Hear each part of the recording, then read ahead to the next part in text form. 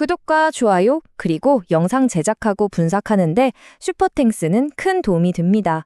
최종 선택은 각자의 판단 기준에 맞게 활용해 주세요. 자, 오늘 경기를 한마디로 표현하자면요. 연료가 떨어진 스포츠카랑 조향장치가 고장나버린 탱크가 부딪히는 느낌이랄까요? LA 클리퍼스와 올랜도 매직, 이 흥미로운 대결을 지금부터 한번 깊게 파고들어 보겠습니다. 이 경기의 핵심은 아주 명확해요. 한 팀은 체력이 완전히 바닥났고 다른 한 팀은 강하긴 한데 에이스가 나올지 안 나올지 몰라서 도무지 예측이 안 된다는 거죠. 그럼 시장은 이 복잡한 상황을 과연 숫자로 어떻게 보고 있는지 그거부터 한번 보시죠. 보세요. 여기서 진짜 재밌는 게 뭐냐면요. 총 득점 기준점이 216.5점밖에 안 된다는 거예요. 이게 이례적으로 낮은 수치거든요. 그 말은 즉 배당률을 정하는 사람들이 양 팀의 심각한 부상 문제나 필요도를 이미 다 계산기에 두드려 봤다는 겁니다. 아, 이건 득점이 많이 안 나는 경기가 되겠구나 하고 확신하고 있다는 아주 강력한 신호인 거죠. 자, 이제 로스터 위기인데요. 양 팀 다 핵심 선수들이 빠지면서 그냥 팀의 뿌리부터 흔들리고 있어요. 이게 그냥 한두 명 없는 수준이 아니고요. 팀의 공격 시스템 자체가 아예 다른 팀이 되어버리는 그런 상황이라고 보시면 됩니다. 클리퍼스를 보면요. 진짜 모든 게 카와이 레너드 한 명한테 달려있다고 해도 과언이 아니에요. 그가 코트에 딱 서면 공격 효율이 121.8, 거의 리그 최상급이죠. 그런데 그가 벤치로 들어가는 순간 이게 112.5까지 그냥 뚝 떨어져 버려요. 이건 사실상 리그 하위권 팀 공격력이랑 다를 게 없다는 뜻입니다.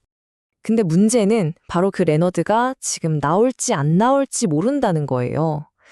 그거 없다는 건 단순히 점수 몇 점이 비는 게 아니라 팀의 공격 조립부터 시작해서 경기 흐름 전체가 마비될 수도 있는 정말 어마어마한 변수입니다. 자, 올랜도 매직도 상황이 심각하긴 마찬가지입니다. 팀의 핵심 포워드 프란츠 바그너가 빠지니까 수비가 확 무너져요.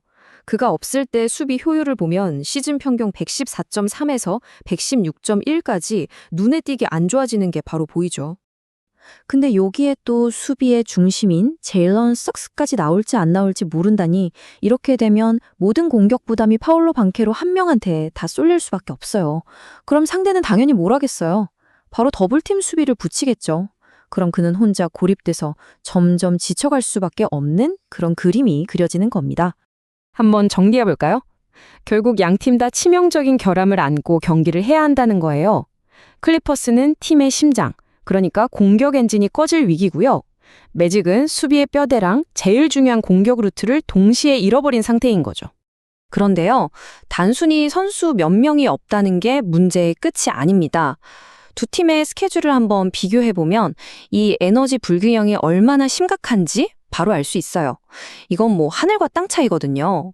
올랜도는 지금 말 그대로 지옥 같은 원정 경기에 거의 끝자락에 와 있어요.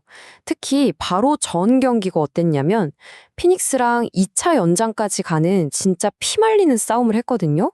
그리고 그 경기가 끝나자마자 600km를 밤새 비행해서 LA에 도착한 겁니다. 이런 살인적인 스케줄은 선수들이 깊은 잠, 그러니까 렘 수면을 못 자게 만들어요. 그럼 어떻게 되느냐? 근육 회복이 안 돼서 숏레그 현상이라는 게 와요. 이게 뭐냐면 말 그대로 다리에 힘이 안 들어가서 슛을 쏴도 자꾸 짧아지는 거예요. 실제 데이터로도 경기 막판 4쿼터가 되면 야투 성공률이 평소보다 7에서 10%까지 뚝 떨어지는 걸 볼 수 있습니다. 그런데 클리퍼스는요, 상황이 완전히 촌국이죠. 바로 전 경기가 같은 경기장을 쓰는 레이커스랑 한 가짜 원정 경기였거든요. 그러니까 이동거리가 0km였던 거죠. 그러고 나서 하루 통째로 자기 집에서 푹 쉬었으니 컨디션은 최상으로 끌어올리고 이 경기를 기다리고 있는 겁니다. 자, 그럼 정리를 해보면 한쪽은 약점투성이에 지쳐 쓰러지기 일보 직전이고 다른 한쪽은 아주 쌩쌩해요. 이런 두 팀이 코트에서 만나면 과연 어떤 경기가 펼쳐질까요? 결국 승부는 경기 속도, 즉 템포 싸움에서 갈릴 가능성이 아주 높습니다. 원래 올랜도는 빠르게 달리는 농구를 좋아하거든요. 근데 지금은 그럴 힘이 남아있질 않아요. 반면에 클리퍼스는 리그에서도 손꼽히게 느린 팀 중 하나예요. 이 팀은 일부러 경기를 아주 느리고 질척거리는 진욱창 싸움처럼 끌고 갈 거란 말이죠. 그럼 체력이 없는 올랜도는 어쩔 수 없이 여기에 말려들게 되겠죠. 이런 답답한 상황에서 올랜도가 믿을 구석은 딱 하나. 바로 공격 리바운드입니다. 적어도 이 부분에서는 클리퍼스보다 확실히 우위에 있거든요. 이걸로 어떻게든 두 번째, 세 번째 공격 기회를 만들어내려고 할 겁니다. 하지만 클리퍼스가 이걸 모를 리가 없죠.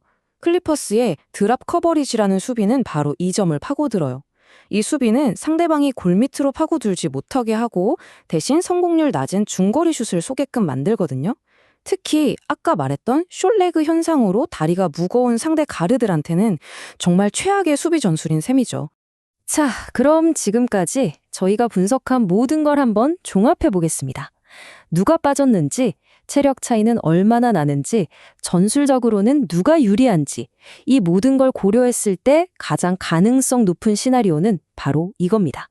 첫 번째 결론은요. 총 득점이 216.5점을 넘지 못할 것이다. 바로 언더입니다. 왜 그런 결론이 나오느냐? 바로 이 세 가지 이유 때문이에요. 첫째, 경기가 정말 거북이처럼 느리게 흘러갈 거고요.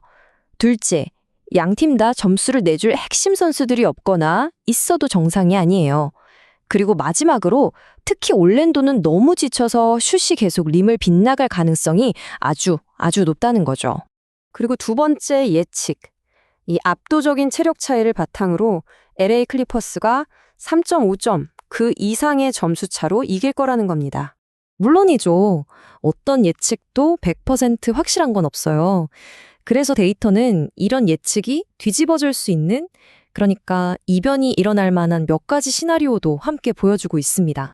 이변이 일어난다면 아마 이 세 가지 경우일 겁니다. 첫째, 클리퍼스의 주전 센터가 초반에 파울 관리를 못해서 일찍 코트를 떠나는 경우. 둘째, 매직의 슈터 중 누군가 한 명이 갑자기 그날이 와서 미친 듯이 3점 슛을 꽂아놓는 경우. 그리고 마지막은 피로의 역설이라는 건데요. 이게 뭐냐면 너무 지쳐서 오히려 모든 걸 내려놓고 뛰니까 초반에 경기를 확 휘어잡는 그런 현상이에요. 자, 결국 모든 모델은 점수가 많이 안 나고 클리퍼스가 이기는 쪽을 가리키고 있습니다. 하지만 여기서 우리가 스스로에게 던져야 할 진짜 질문은 이거 같아요. 이렇게 중요한 선수들이 나올지 안 나올지 경기 시작 직전에야 알 수 있는 상황에서 과연 우리는 어떤 데이터를 어디까지 믿어야 할까요?